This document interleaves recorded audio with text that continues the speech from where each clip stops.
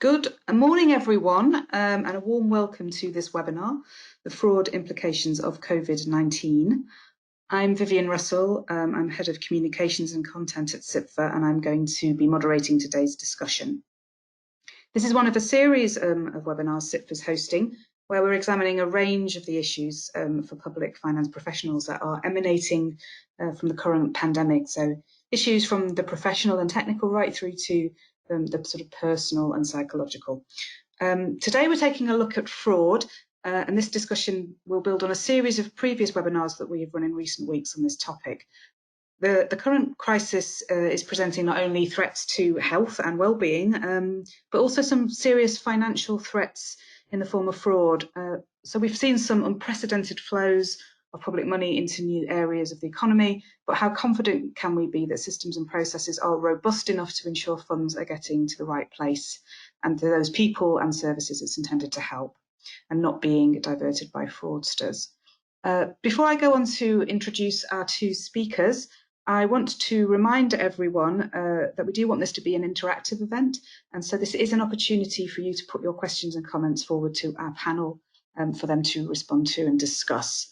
So you're able to submit a question via the question panel on the GoToWebinar dashboard that you should have on your screen. And once the presentations have concluded, I will put those forward to our speakers for their consideration. And just to say, you can submit a question at any time you like. There's no need to wait until the end of the presentation. So to discuss today's topic, I'm delighted to introduce two great speakers. We have Laura Hough, who is Head of Counter-Fraud Policy and Strategy at CIPFA, and Neil Green, who's Deputy Head of Counter-Fraud and Investigation at the Government Internal Audit Agency. Laura is our first speaker. Laura is a forensic accountant by training and has over 10 years experience working in the area of fraud and financial crime. So Laura, I'm going to hand over to you. Great, thanks very much, Viv, for that introduction, and thank you all for joining us today to talk about fraud risks and COVID-19. So I suppose, as in any crisis, financial criminals will be making the most of COVID-19 to profit for themselves, repurposing tried and tested fraud techniques to take advantage of this current situation. So as public finance professionals, we need to ensure that we're well informed about the potential risks so we can do our best to protect our organisations and ultimately public money. Some of you may have joined the previous discussion we held in April on the subject of fraud risks and COVID-19, where we heard about the government's response to countering fraud in this emergency, and also discussed some of the likely fraud risks emerging from a crisis such as this.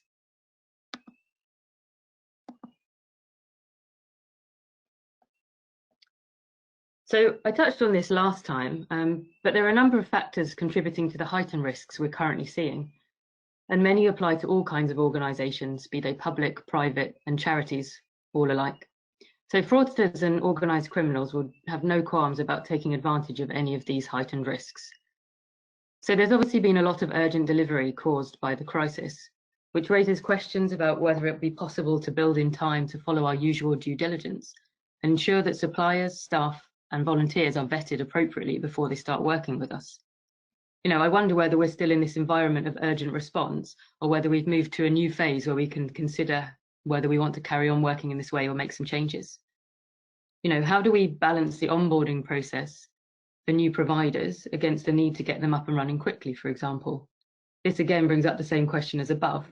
Are we now in a situation where this is the new normal, or should we look at rebalancing the risks? From an organisational perspective, whatever kind of organisation, staff resources might be stretched. Maybe there's illness or staff members have been redeployed to frontline services or different tasks than usual. Stretched resources can impact our ability to maintain the segregation of duties that we need and might raise questions as to whether it's possible to do any monitoring. Can we go and see sites? Can we get documentation that we need? And also, I mean, from a counter-fraud perspective, have the resources we usually count on to carry out counter-fraud activities been redeployed to do something else altogether? Will we be saving up our referrals for the future because there's no one to deal with them at the moment? There's also just a risk of deploying staff members onto unknown tasks and activities, insofar as they might not really know what they're doing very well. Will there be enough time to train them? Will they be following the right processes and procedures? And any hint of that is a gap and a weakness that will be exploited by fraudsters and criminals to take advantage and steal our funds ultimately. so it's worth bearing in mind. We can also add to this now the challenge of finding sufficient funds to resource counter fraud in any recovery phase, which will definitely be one of the challenges we need to deal with going forwards. There's a heightened risk, of course, also from remote working. How can we guarantee information security in all these myriad of home offices that we've now got? How can we be sure that people are doing any work, our staff and our partners alike, when we can't see what they're doing? There's also a risk, really, that organised crime groups might target organisations specifically to be employed as home workers, gaining easy access then to systems and data of organisations. Hopefully, the shift to the new way of working that's been in place for some time now has involved consideration of these risks, and any of those initial challenges will have been thought out and mitigation measures being put in place. Perhaps what will come more into play going forwards is the impact of increased levels of financial hardship and uncertainty. People being made redundant or uncertain about their futures may be driven to commit fraud by perceived necessity. I always keep Crucy's fraud triangle that I've put on the diagram there in my mind. And for those of you who are unfamiliar with the model, it sets out the perfect situation in which fraud might occur, when an individual is motivated or pressured to commit fraud, where there's a perceived opportunity to do it, and where the individual can rationalise away and explain their act and convince themselves that they haven't really done anything wrong. So in our scenario of COVID-19, increased levels of financial hardship and uncertainty might cause a motivating factor for financial gain.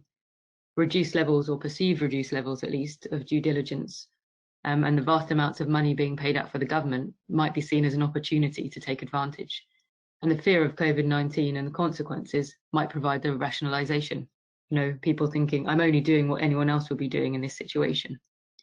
One of the questions I have is about when we'll see the impact of these risks materialising as the cases of fraud for investigation start trickling through.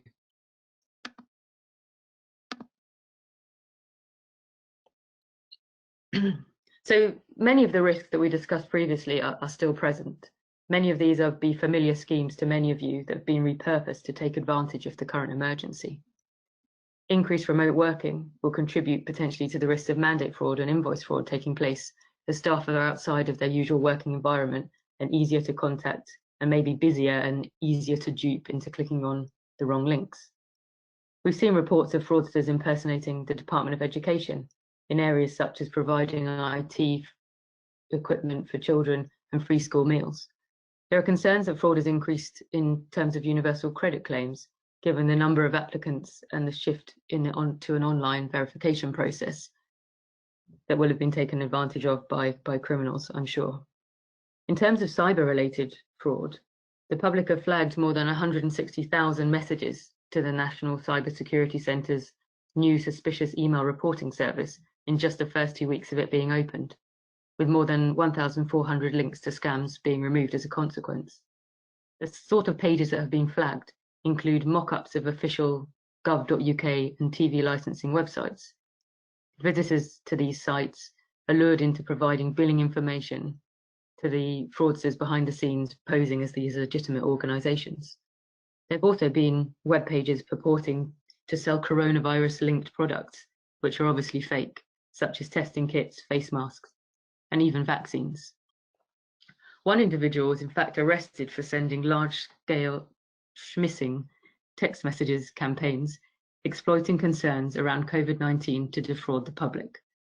Some of the fraudulent messages claimed to be from the UK government and offered a tax refund related to the COVID-19 crisis. Messages included, of course, a link to a fake website pretending to be the official government website, with the aim of tricking people to give away their personal and account details, which were obviously later used by the fraudster to commit fraud. Other messages were also pretended to be from mobile phone operators offering refunds because of the COVID-19 situation, and once again included links to websites to harvest customers' details.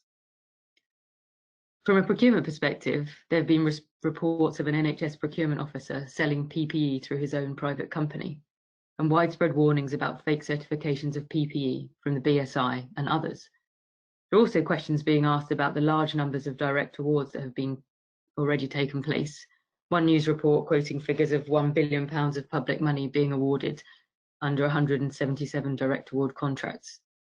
None of these necessarily indicate that fraud has happened, of course, but it's definitely a different process from usual, where there's more transparency.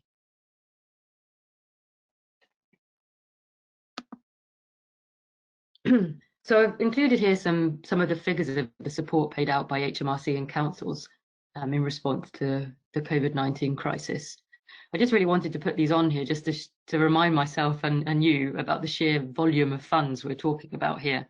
This isn't even all of the money that's been paid out. This is just those relating to the job retention scheme, the self-employment support scheme, and also, of course, the interest being in the money that council's been paying out to businesses, so the small business grants, which, as you can see here, total 9.9 billion as of the 26th of May. So we're not talking about small sums of money. If we take the figures for the business rates grants that have been given out by councils, 5% of 9.9 billion is 495 million pounds. If we think of a 5% figure of funds being lost to fraud, so it's not an insignificant concern for us all. So bearing in mind that I said the risks discussed above will still be present, unfortunately, there are certain risks that I feel we're seeing coming through more strongly now. Fraud relating to the business grants. So from that 99.9 billion that's been paid out to 804,000 businesses. These are a key concern for everyone and also to lots of councils that I've spoken to. So the kind of frauds here could include fraudsters impersonating genuine companies, or genuine companies claiming for support when they've already ceased trading and they're not entitled to it. So related to this, businesses are of course vulnerable themselves to fraudsters getting in between them and applications for these grants, being asked to pay fees, for example, in order to facilitate the process from unscrupulous organisations. Risks to the procurement process in the supply chain remain high, especially in the scenarios where goods, works and services are being procured at pace, using direct awards, and in some cases for items that we have no experience of previously procuring, so therefore adding additional risks that we don't know the usual process. I'm asking myself the question about when it's appropriate to rebalance the need for delivery at pace and the due diligence and verification processes that we normally have in place. So maybe 2 months on could be a good time to look at this and see whether we can input any additional checks to protect ourselves more. So far, I haven't seen that much discussion about the insider threat. So when someone from within the organisation takes advantage to commit a fraud. We need to think about the COVID crisis's impact on individuals. As I mentioned before, when they're being made redundant, making less money, uncertain about their future. This can increase the motivation to commit a fraud, particularly if there's a perception that it's an easy opportunity at the moment because we're looking elsewhere. Will it be more tempting for individuals to sell data that they have access to or information, or maybe to collude with a supplier for personal gain in this kind of situation of uncertainty? Related to the insider threat, there's a question as well about, what's going to be uncovered when the tide goes out, as it were. So what ongoing frauds will come to light as funding dries up and there's nowhere really to hide? We've seen this in previous crises with things coming to light. With all the funding that's being given out for various reasons, I wonder about how easy it will be to identify any double claiming that we can see. Is there a technology platform out there that can facilitate this and allow us to be equipped to collect data from the varied number of organisations involved to make sure that people aren't taking advantage of it in this way? Furlough fraud is also something that we've seen a lot of coming through. There have been numerous reports of this kind of fraud, over 800 reports to HMRC apparently in the first month of operation. So where employers are claiming furlough support for staff, but the staff are still being asked to go into work.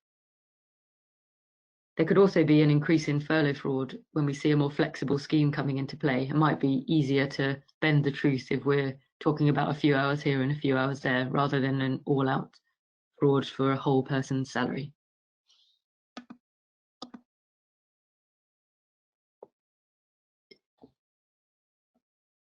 So looking forwards then, I wonder what will be the impact of the crisis on our ability to tackle fraud in the future.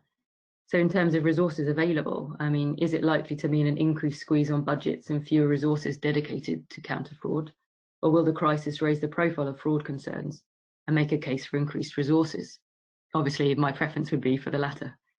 Will there be fewer referrals as people aren't physically working together and able to spot the red flags that might indicate a fraud has potentially occurred? Or will there be more frauds given the risks of remote working that I mentioned above? Or will we see a change in the type of frauds that are coming through? What will the impact of remote working be on our investigations? Will we find a new way to carry out interviews using online platforms? And how will we get access to and examine all the documents we need to conduct these investigations? Personally, I imagine there'll be a spike in case referrals once we return to a more business as usual scenario, whenever that may be, possibly as people are too busy to make referrals in the current situation, or resources may not be available to follow up on any referrals in any case, as staff are being redeployed to the COVID-19 response. Thinking then about fraud trials, which are often lengthy, there's going to be an increased delay in carrying out these trials due to difficulties of convening juries because of social distancing, self-isolation. What does it mean for the deterrent effect of tackling fraud if we have less access to the criminal justice system? If there's a deluge of cases at a point in the future, what will be the implication of zero tolerance for organisations? Will we be able to investigate and prioritise as we do usually? As I've already mentioned, the urgency and direct awards can make it challenging to fully assess conflict of interest risks in a timely manner. We need to ensure that we're doing what we can to ensure that these aren't exploited for personal gain and take action after the event if necessary. These are obviously all complex questions that we'll see evolving over the few coming months.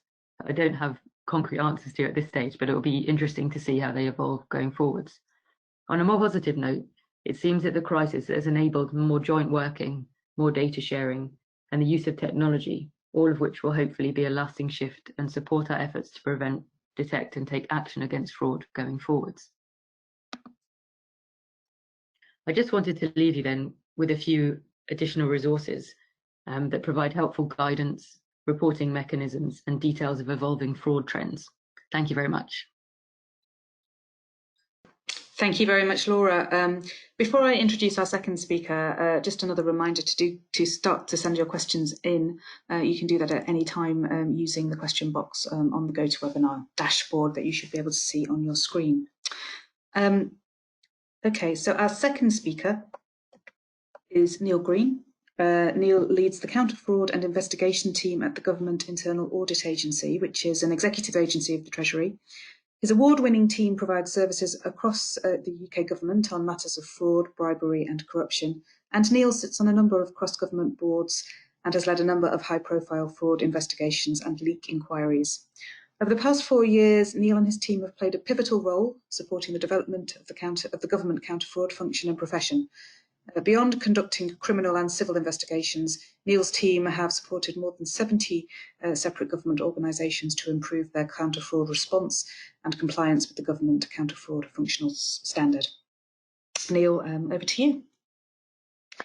Thank you, Viv, and good morning, everyone. Thank you for joining the webinar. Really interesting to hear Laura talk about her summary of where we are and some of the questions posed by this crisis in terms of fraud implications. Much of it does resonate with me and actually be quite interesting when we get to the questions, because there's so much we could expand on. I'm not sure we'll get through all of it in the hour, but there's so many things happening. So I will be quite focused in terms of what I want to talk about. Great introduction from Viv, so you know at least who I am and what I do. The team is just under 40 strong, based across the UK, including the devolved administration. So we're right across the UK, and clearly we've had to respond very differently in the last few months as COVID-19 has presented many challenges. So naturally those challenges go beyond fraud, many challenges to the way that we live and the way that we work, in addition to the challenges to the fraud threats that we now face. And those risks are local, they're national, and of course they're global.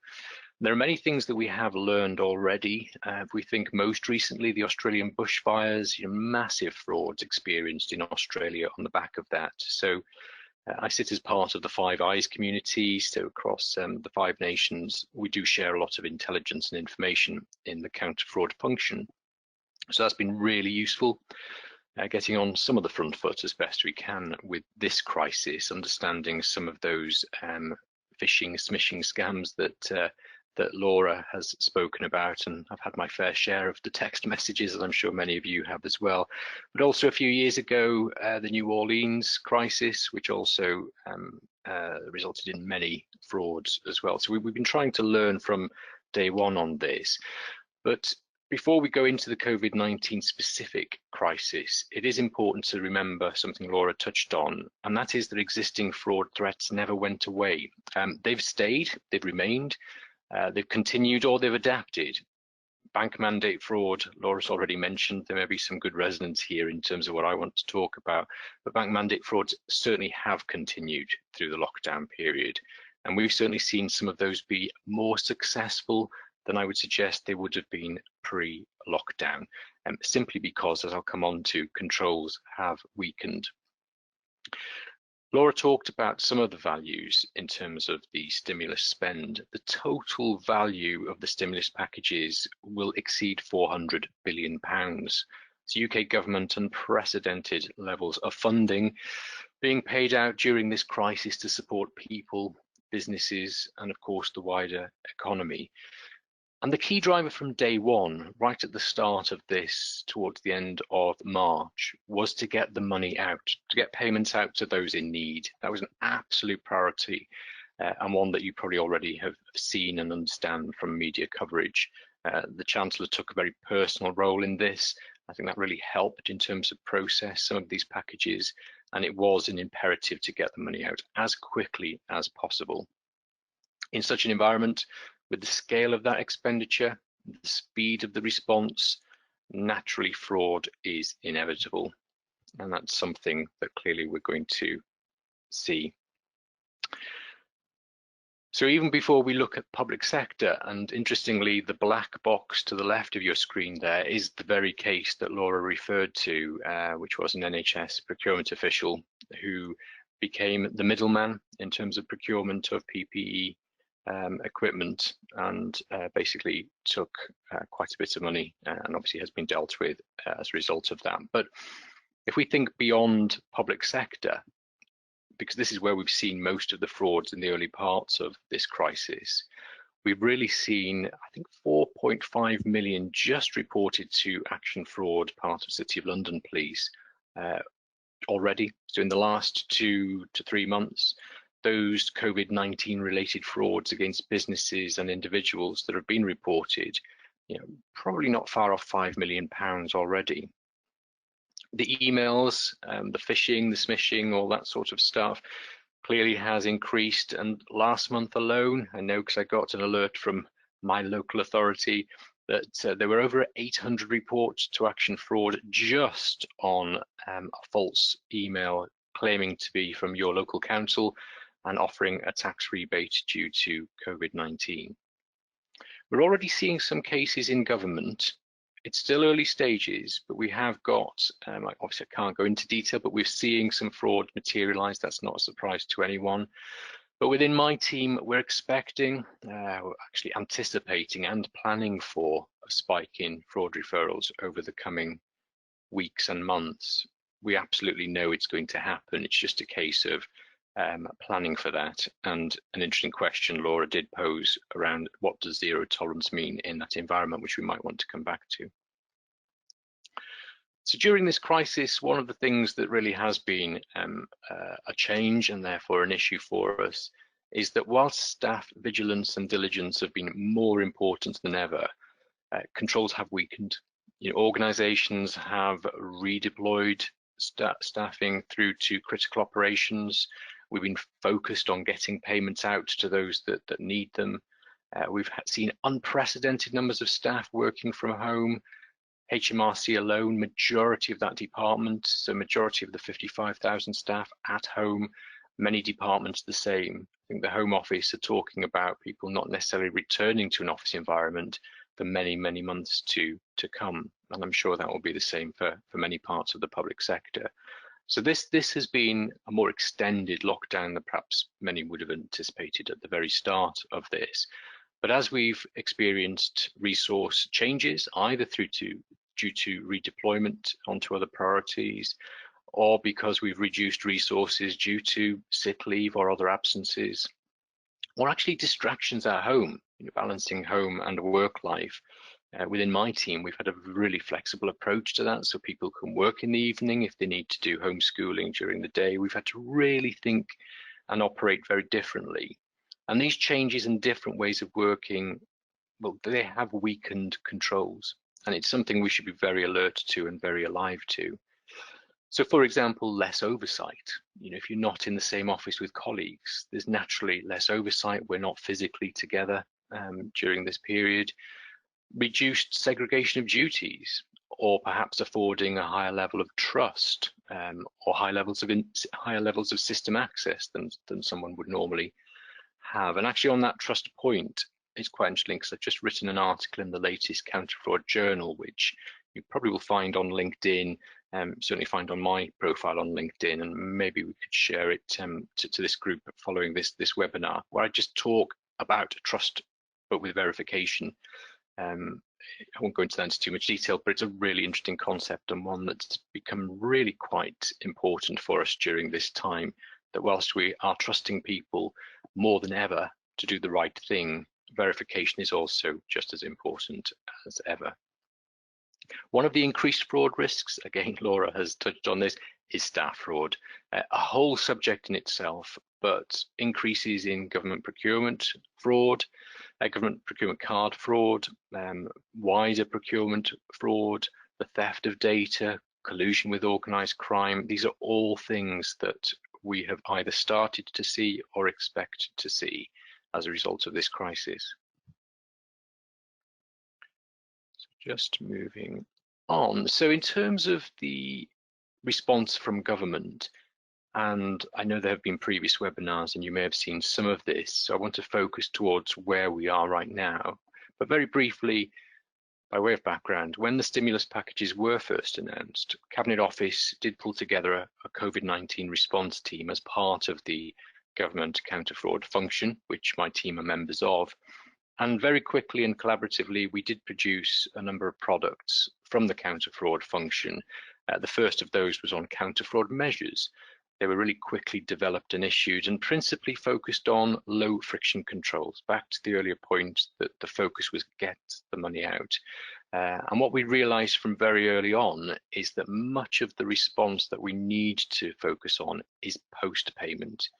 There's the speed of getting the money out, but of course it's then checking once that sort of initial phase of emergency response calms down a bit, is then looking at, have we paid the right people for the right reasons? And that's the current phase of focus.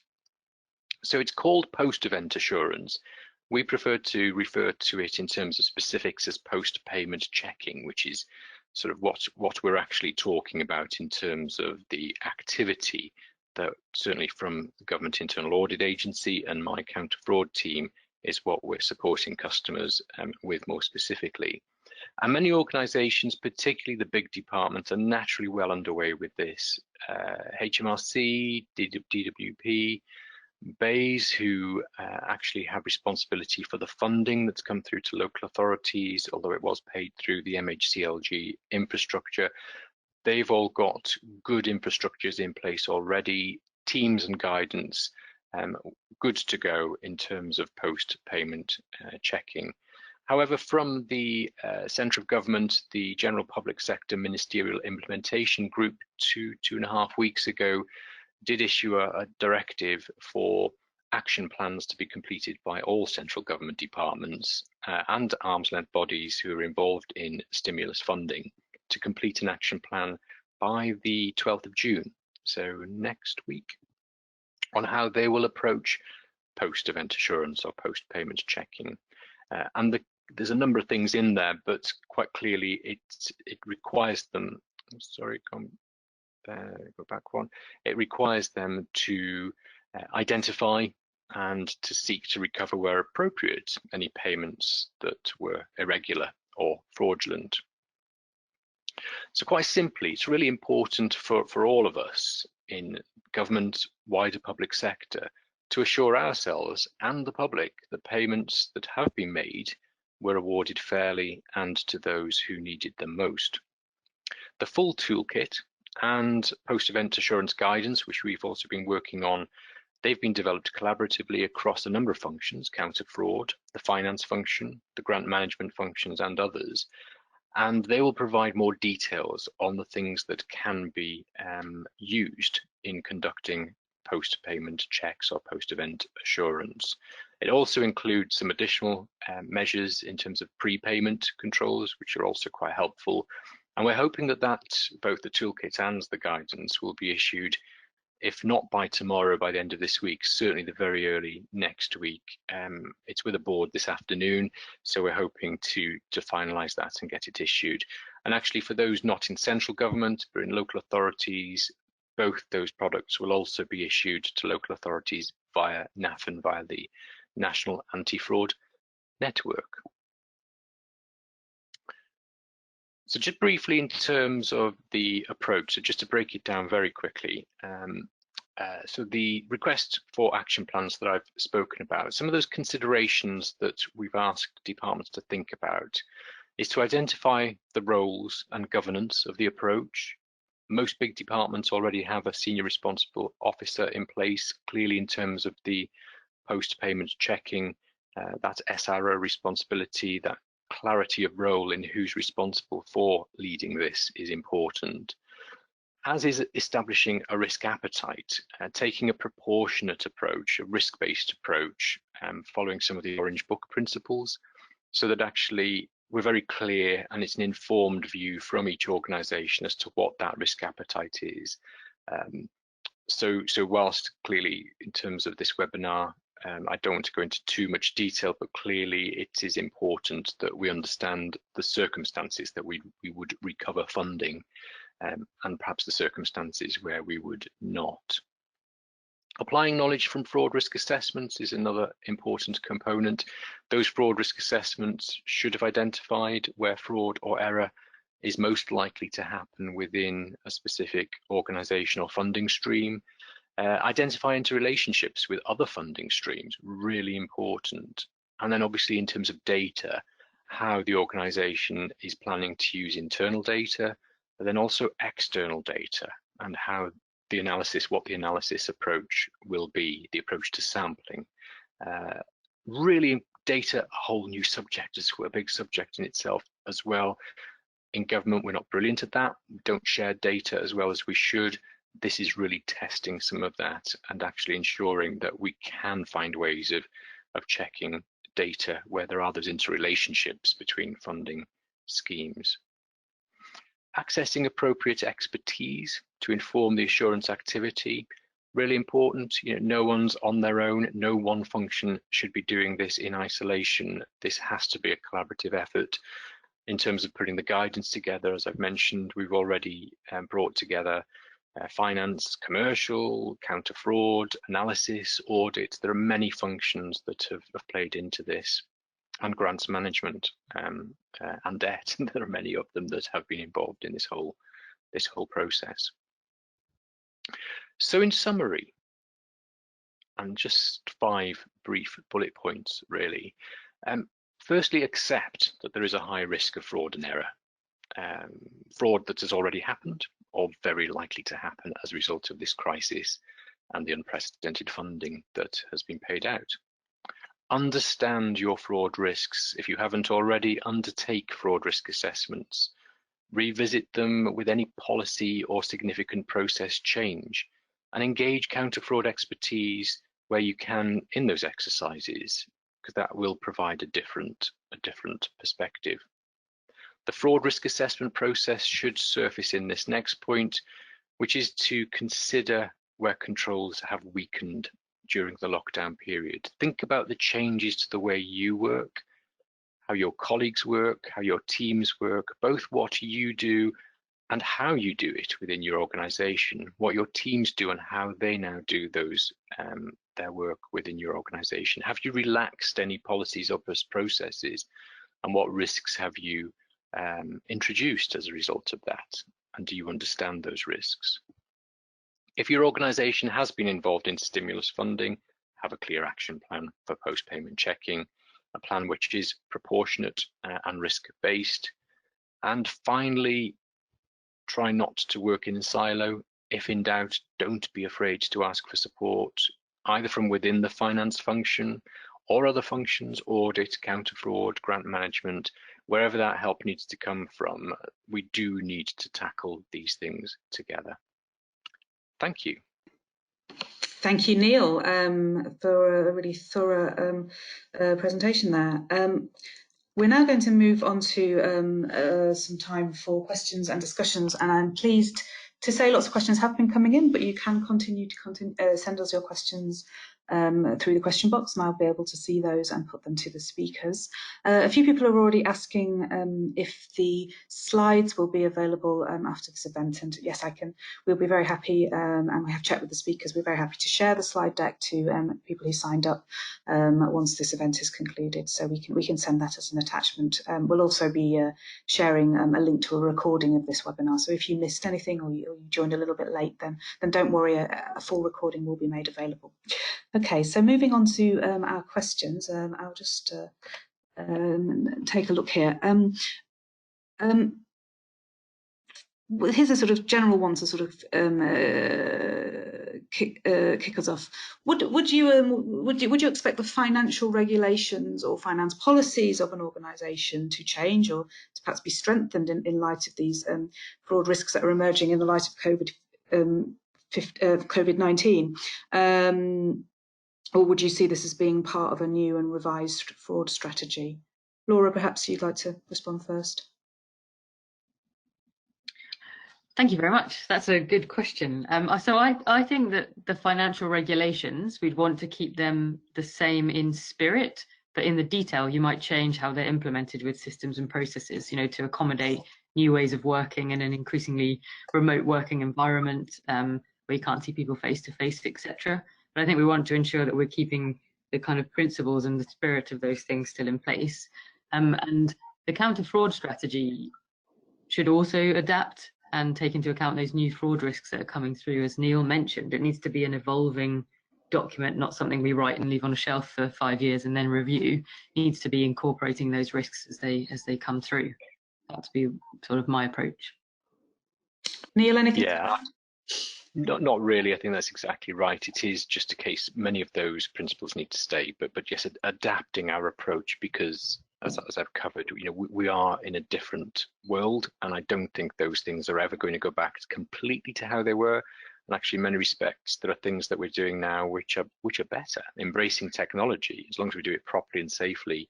So I think there are a number of things, not just finance policies, but yes, counter-fraud policies and various others that we need to just think about and revisit, because I think we are looking at a different future. Okay, we've had a question regarding Crown Prosecution Service CPS guidance on disposal of cases in the current circumstances, in a bid, I think, to try and avoid clogs in the system. Is the government having a dialogue about how this will affect decisions to prosecute COVID fraud cases? Is there anything you can add about prosecution of COVID cases? I honestly don't know. We're not having conversations with CPS. What I do know is that certainly in terms of my team's work, we have a number of criminal investigations that we've literally just had to suspend. So we have a few cases that are due to go through the court, and they have been suspended. I think they're starting to get back now, but it has been a slow return. So there's a huge backlog, which is obviously why CPS are thinking in this way. Also, again, I want to be careful what I say for something that's a public, but clearly our relationship with the police is a really good one. But we do have to think very carefully about those cases that we decide in conjunction with the police and the CPS that would go forward to criminal proceedings. What I would say is probably fair to say criminal proceedings are very expensive. Now, that's not to say we shouldn't do it, but they're also very timely, and sometimes there are alternative things that we should think about. I think that's probably the conversation that if we're not having as government, because I'm not aware, as I say, whether we are, something I will check up on, we should be, because clearly we have to control that funnel. We're having to do that in my team. As I said, we're anticipating a spike in fraud referrals. We will not be able to investigate everything. So right now we're reviewing our whole triage process. Back to Laura's point earlier on zero tolerance, you know, what would we do different? What will we do differently in terms of different types of referrals that we receive? How has the lockdown affected sort of your kind of investigation and obviously your interview approach? Presumably you can't Yeah. see people face to face at the moment. So how? No, exactly. But what you've been doing to adjust. Yeah. So interviews under caution haven't continued. We couldn't make those PACE compliant, so we've not continued with interviews under caution remotely. We have continued with most of our fraud investigations that are non-criminal, so any civil investigations, any disciplinary investigations, they've been able to continue, and we've either done those as telephone interviews or as video conference interviews, and that has presented challenges, but we've managed to keep going with that, which is good. But there is a backlog, and clearly we know that that's going to increase. In terms of interviews face-to-face, we're doing the first ones next week. So actually, we're having massive risk assessments that we're going through to ensure that everyone is comfortable with what we're putting in place. So we're really having to think very lateral. I mean, one of the things that came up when we had the discussion yesterday is access to toilets. So even though we set up an environment where someone can have an interview and we put all of the social distancing and the recording and everything in place to carry out that interview, someone then said, but what if they need to use the toilet? How do we manage that? So there are some really practical things that we're having to think about, certainly as we even begin to come out of lockdown as well. Thanks, Neil. Question here. What advice would you have for securing top-level support and engagement for counter-fraud activity in the current environment, when there are so many other competing priorities, obviously on people's radars? Laura, do you have perhaps some thoughts on that? So I always think in trying to convince people of the importance of counter-fraud, you have to put yourself in their shoes and sort of think, what's their motivation? What's the barrier from their perspective to investing more in what we're doing? So having evidence there about the cases you've got, about the number of cases, about the risks that are emerging sort of elsewhere in similar businesses or similar sectors can be really useful to take that to your senior management. And also trying to model the savings that you could potentially get from having investment in counter fraud. The pounds and pence, as it were, often are very persuasive. And also to think about the other impacts that the benefit of having such a team can bring. So I've spoken to some investigation teams in councils, and they get involved in a much broader range of things in sort of purely fraud cases, other enforcement activities, or where people need their skills and their attention to detail, etc. They can support other areas of the organisations too. So I think that's quite interesting to sort of bring that benefits package together. And ultimately, it's the argument, isn't it, that prevention is better than cure. And if you put in place strong systems and controls and you follow them and you police them, that will benefit your organisation in more ways than just preventing fraud losses, I would say. Neil, do you have anything to add about kind of securing high-level buy-in to counter-fraud? Yeah.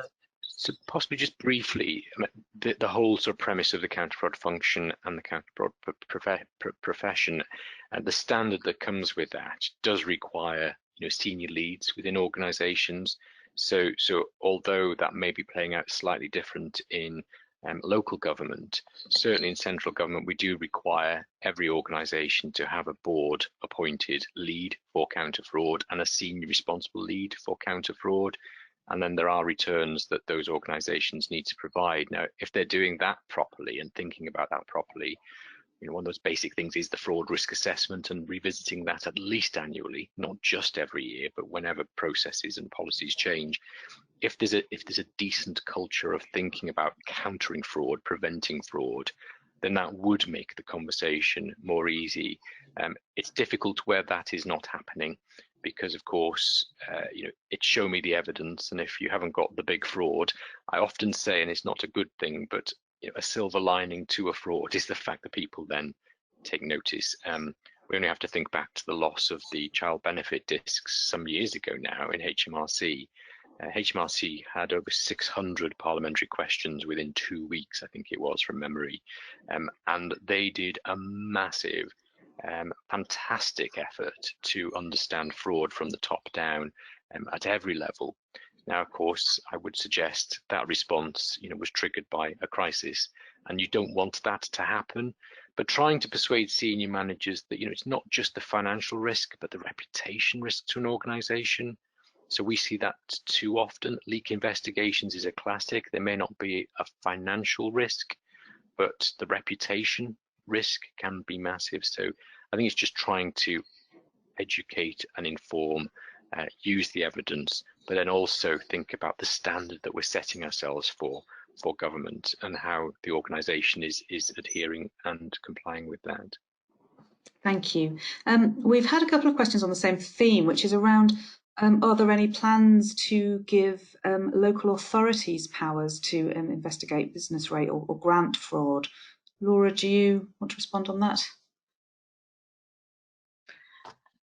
I'm not aware of any current plans to add additional powers to local authorities, but I can see why that question is being asked and why people might want those powers.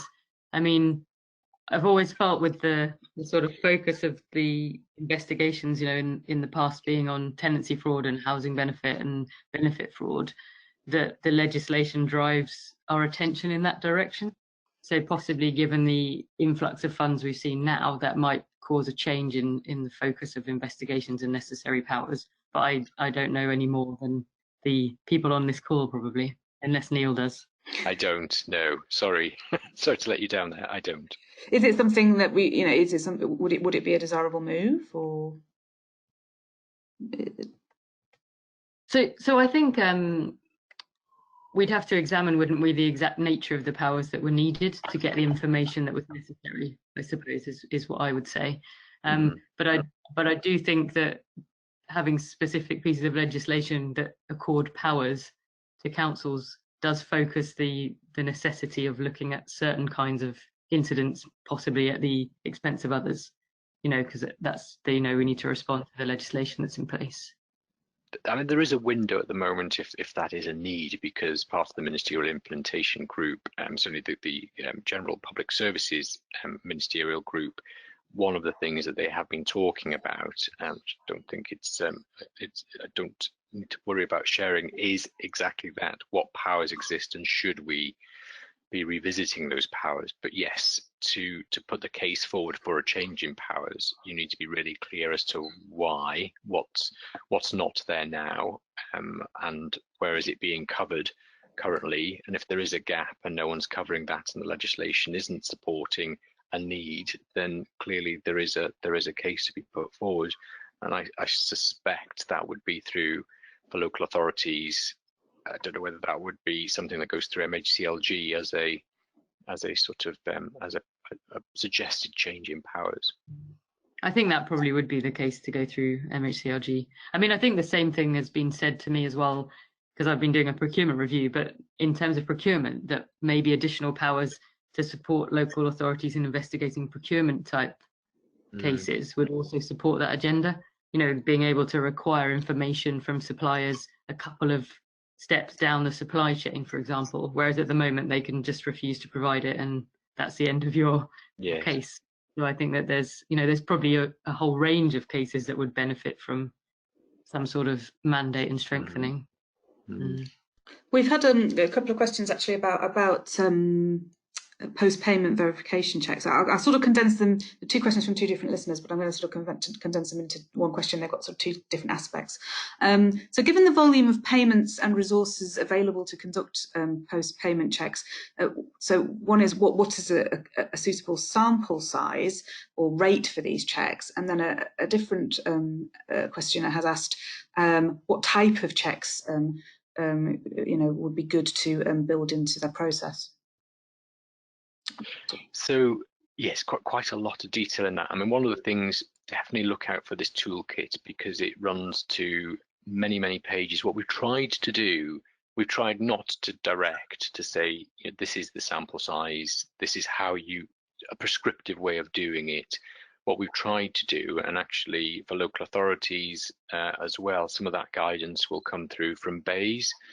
So one of the directors in BEIS that I've been talking to, they're working on the guidance, which again will come out probably in line with this toolkit. So there should be a lot of information which gives some flexibility, because I think that is important. Organisation, hence the action plan, organisations need to think about what works best for them, because some will have been paying tens of billions of pounds per month in some of the big departments, others not, and therefore the approach will be slightly different. So one of the things that perhaps will help is that the whole fraud measurement and assurance program, we've got a lot of that covered within the toolkit. What I would say is the toolkit doesn't reinvent the wheel. It really calls on all the best practice that already exists and all the facilities that already exist, so that organisations can pick and mix from that toolkit to say, well, this is what works for me and my organisation. But there will be advice on sampling approaches, on the risk-based approach, on things like fraud measurement and assurance, and how you can utilise those tools if they work best for your organisation. So I know that's not definitive, but I don't think there is a definitive answer to this.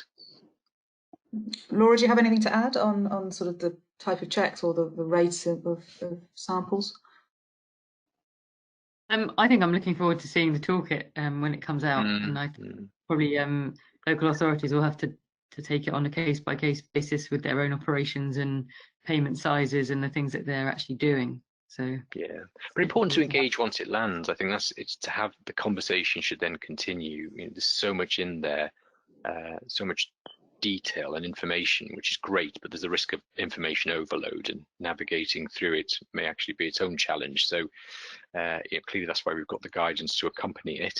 And as I say, for local authorities, in addition, BEIS are issuing some guidance as well on certain. So there are some things, but probably best I don't say it for the purpose of this, but there are some specific checks that I know I've seen in the BEIS guidance, some specific checks. So as soon as that comes out, that will give you perhaps some more prescription if that's what you would prefer. Well, someone's actually asking, when will the toolkit be available? Do we have a...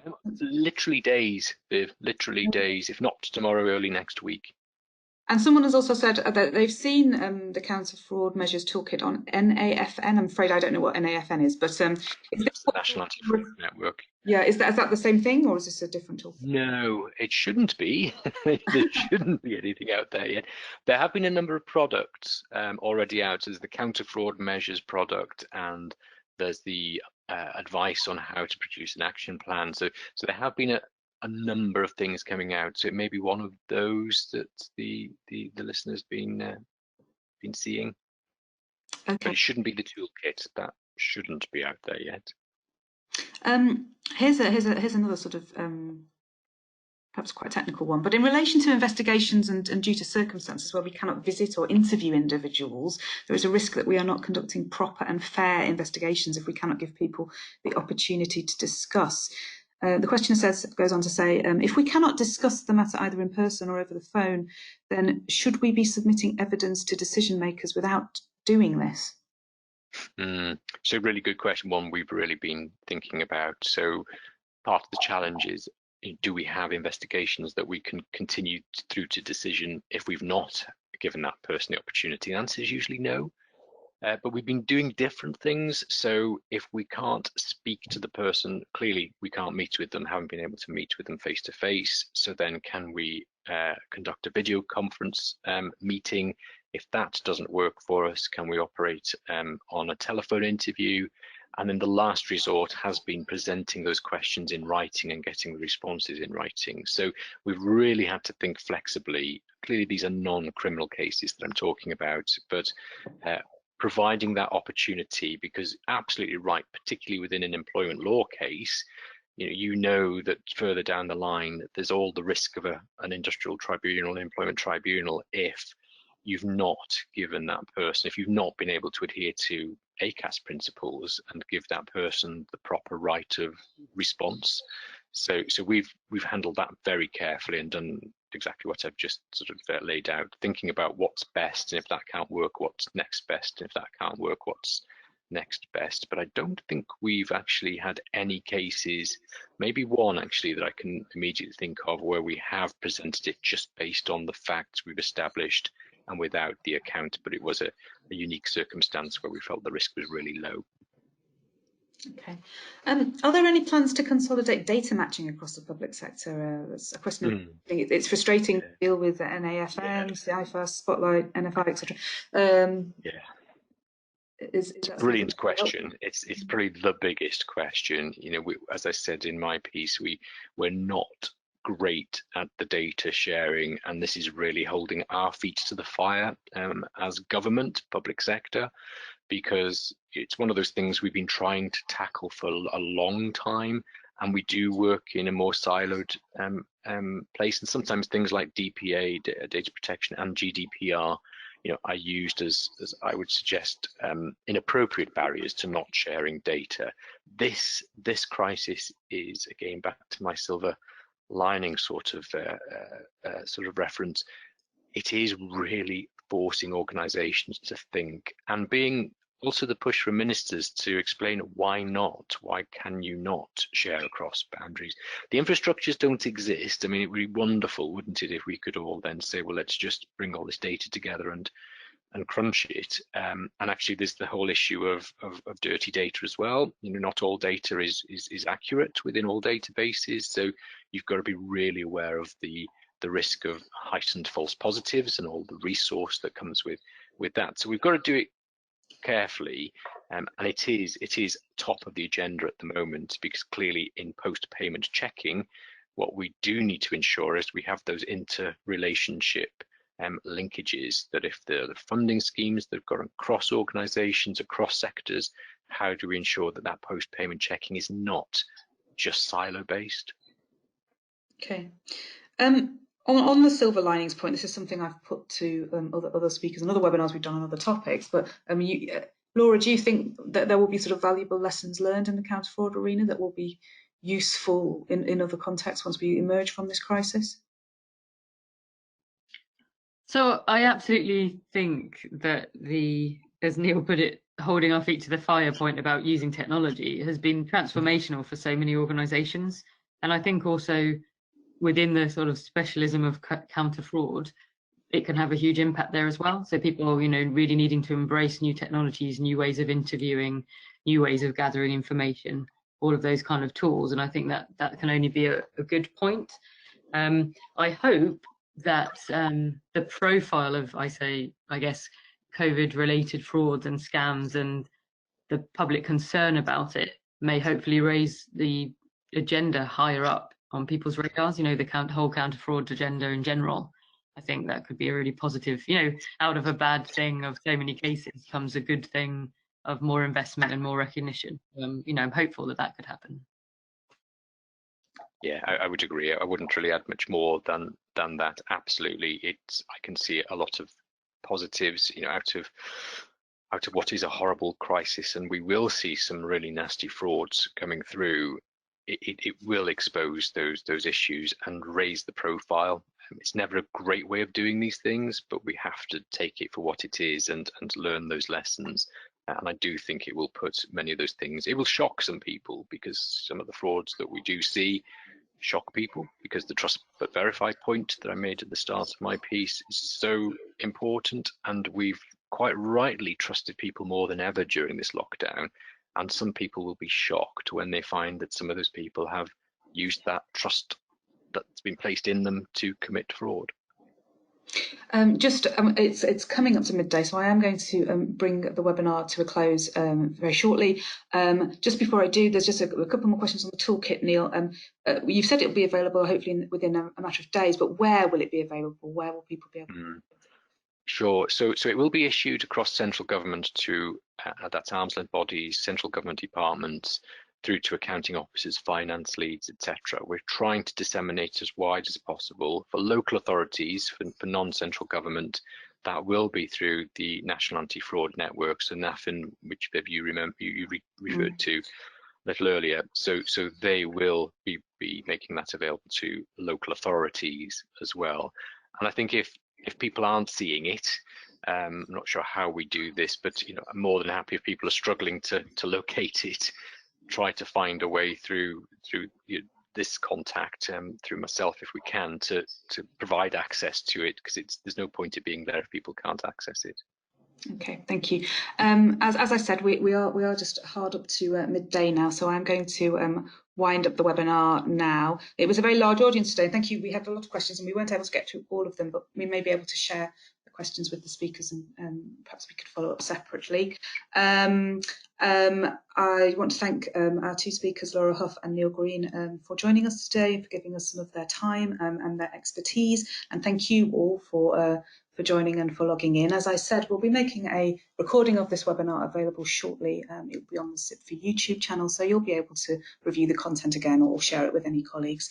But for now, I'm going to bring the webinar to a close. Good day.